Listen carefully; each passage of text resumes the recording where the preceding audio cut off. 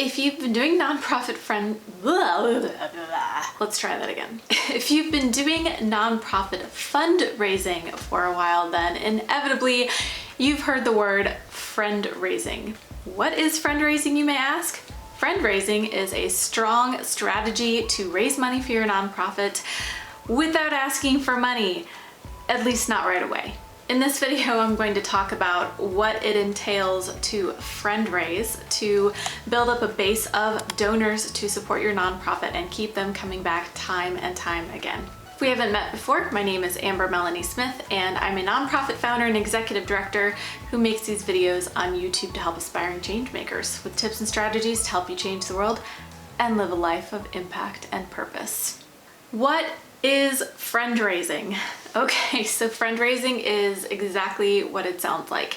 Instead of raising dollars, you are raising friends, or more accurately, you're making friends. Friendraising is a fundraising strategy that focuses primarily on building new relationships, making those friends, and cultivating those relationships over a period of time before you ask anyone for any money. The whole concept is that if you spend your time cultivating meaningful relationships with people, then when it comes time for you to actually make an ask for money, you'll have a whole army of supporters already willing to help out your cause and support what you are trying to do.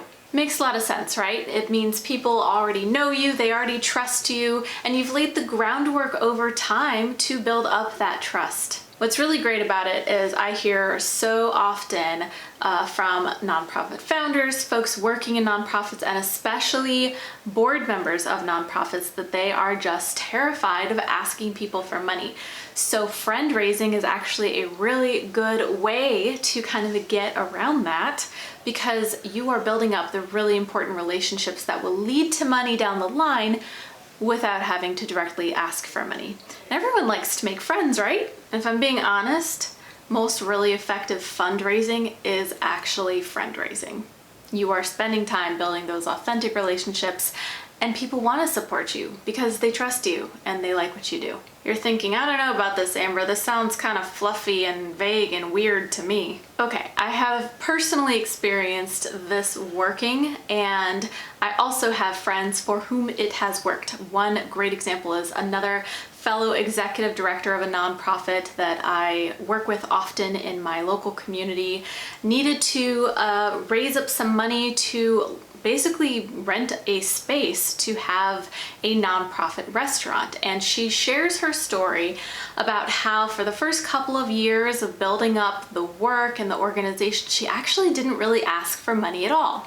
Instead, she focused on getting the word out, cultivating relationships, and then finally, when it was time to ask for money to be able to launch this nonprofit restaurant and rent out a space, she made her ask, and a whole army of supporters came in and donated what they needed to open the space within a couple of month period. We're talking about a space here too, so that's kind of a lot of money. So when you know that there are real life examples of friendraising working, you can also just apply logic to this concept. I mean, think about it. If you were going to try to ask an individual person as another individual for a loan or something, you probably wouldn't ask a stranger. You'd probably go to someone who knows and loves and trusts you already. Same concept here applies. Once again, friendraising works because it is built on trust, authenticity, and real relationships. It's not transactional. You're not treating donors like an ATM or just sending out letters and hoping people send you money without any personal interaction with them. It's transformational. You are inviting people to come along with you on a journey, inviting them to be a part of something bigger, and showing them that you actually care about them as humans along the way too. All right, so if I've sold you on friendraising, here are 9 steps you can follow to friendraise successfully. Step 1 starts with your vision and your mission, and it always starts with your vision and your mission. Step 1 is to create a powerful, inspiring vision of the world that you can contribute to and the world that you want to create through the work that you're going to be doing through a nonprofit. Examples being, create a world where everyone has access to high quality food, or our work is going to make it so that everyone graduates high school in our city. Creating a powerful vision like that that inspires people and it's concrete, people can visualize it. Step 2, share that beautiful, inspiring vision with as many people in your community as you possibly can, and integrate ways to collect their contact information while you're doing it. So if we're talking about social media campaigns or public speaking tours, always invite people to opt into a newsletter, to follow you on social media, etc. You want to create as many opportunities for you to continue to connect to the same people that you already encountered as you possibly can. Step 3, stay in touch with all the people you've made a connection with. Now, if someone's not interested, no worries, let them go. They can unsubscribe, whatever they need to do. But those who stick with you are probably interested in your cause and want to know more. Stay in contact with them. Some examples on how to do this are keeping a social media account active, sharing behind the scenes stories of the impacts that your work is making, doing an online newsletter of some kind, a blog, anything that you can do to communicate the progress that you're making on the vision that you set out from the very beginning, because in a way, that vision is like your promise to those who are supporting you. Number 4 is to engage those folks in a variety of ways multiple times per year. Don't just send them one newsletter per year. You've got to stay in touch with them so that they remember you. And when I say in a variety of ways, I'm talking about not just sharing on social media, not just sharing a newsletter, but invite them to be a part of this.